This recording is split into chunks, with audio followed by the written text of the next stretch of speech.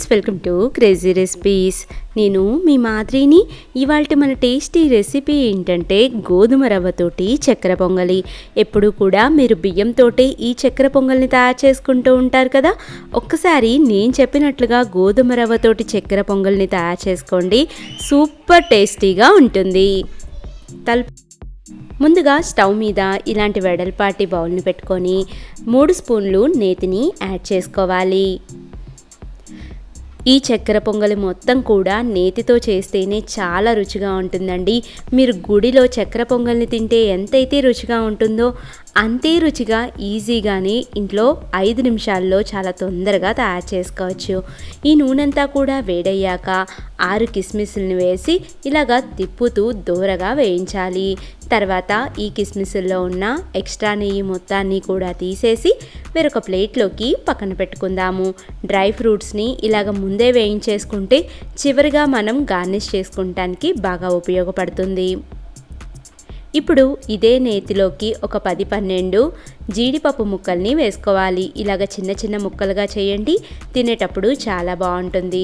జీడిపప్పు ముక్కల్ని కూడా అన్ని వైపులకి తిప్పుతూ మంచి గోల్డెన్ కలర్ అయ్యేదాకా ఫ్రై చేయాలి. ఇలా ఫ్రై అయిన వాటిని తీసేసి వేరొక ప్లేట్లోకి పక్కన పెట్టుకుందాము. మనం డ్రై ఫ్రూట్స్ అయితే మొత్తాన్ని వేయించుకున్నాం కదా. ఇప్పుడు ఈ గోధుమ రవ్వలోకి చక్కెర పొంగల్ని తయారు చేసుకుంటానికి ఇక్కడ నేను 1 కప్పు గోధుమ రవ్వని తీసుకుంటున్నాను. ఈ గోధుమ రవ్వని ఏదైతే మనం నేతిని డ్రై ఫ్రూట్స్లో వేయించుకోవడానికి పెట్టుకున్నామో అదే నేతిలో ఈ గోధుమ రవ్వని వేసి అన్ని వైపులకి తిప్పుతూ మంచి గోల్డెన్ కలర్ అయ్యేదాకా ఫ్రై చేయాలి. ఇలాగా తిప్పుతూనే ఉండాలి. చూసారా, ఇలాగ తిప్పుతూ ఉంటే గోధుమ రవ్వలో నుంచి మనకి మంచి ఫ్లేవర్ వస్తుందండి. తర్వాత స్టవ్ ఆఫ్ చేసేసి దీని మొత్తాన్ని కూడా ఒక పక్కకి పెట్టుకోవాలి. ఇప్పుడు సేమ్ అదే బాండీలోకి ఏదైతే కప్పుతో గోధుమ రవ్వను తీసుకున్నామో అదే కప్పుతోటి 2 కప్పులు నీళ్ళని యాడ్ చేయాలి. 1 గోధుమ రవ్వ తీసుకుంటే 2 నీళ్ళండి. ఈ 2 నీళ్లు కూడా మనకి రోల్ బాయిలింగ్ అయ్యేదాకా ఇలాగ మరగనివ్వాలి. తర్వాత ముందుగా మనం వేయించి పెట్టుకున్న ఈ రవ్వ మొత్తాన్ని వేసి బాగా కలిసేలాగా ఒకసారి కలిపేసి దీని మీద మూత పెట్టేసి మీడియం ఆర్ లో ఫ్లేమ్లో 5 నుంచి 6 నిమిషాల పాటు ఉడికేలాగా చూడాలి. మనకి ఈ గోధుమ రవ్వ వెంటనే ఉడుకుతుందండి, పెద్ద టైం పట్టదు. ఇలాగా మొత్తం అంతా కూడా ఉడికాక మళ్ళీ ఇదంతా కూడా ఇంకొకసారి ఇలాగా బాగా కలిసేలాగా కలపండి. చూసారా, మనకి రవ్వ అయితే పర్ఫెక్ట్గా ఉడికింది కదా. నెక్స్ట్ మనం ఏం చేయాలంటే ఏదైతే కప్పుతోటి గోధుమ రవ్వను తీసుకున్నామో అదే కప్పుతోటి 1/4 కప్పు బెల్లాన్ని యాడ్ చేయాలి. ఇక్కడ నేను స్వీట్ కరెక్ట్గా వేస్తున్నానండి. ఈ 1/4 కప్పు బెల్లాన్ని వేసి ఇలాగా మొత్తం అంతా కూడా బాగా కలిసేలాగా కలపాలి. చూసారా, బెల్లం అంతా కరిగిపోయాక గోధుమ రవ్వ దగ్గర పడేదాకా కంటిన్యూస్గా ఇలాగ తిప్పుతూనే ఉండండి. అప్పుడు అడుగనేది అంటుకోదు. చివరిగా దీంట్లోకి 1/2 కప్పు పచ్చి కొబ్బరిని కానీ ఎండు కొబ్బరి తురుమును కానీ వేయాలి. ఇలాగ వేసుకోవటం వల్ల చాలా రుచిగా ఉంటుంది. లాస్ట్ అండ్ ఫైనల్ అలాగే ఇంకొక 2 స్పూన్లు నెయ్యిని కూడా వేసి ఇదంతా కూడా బాగా కలిసేలాగా కలుపుదాము.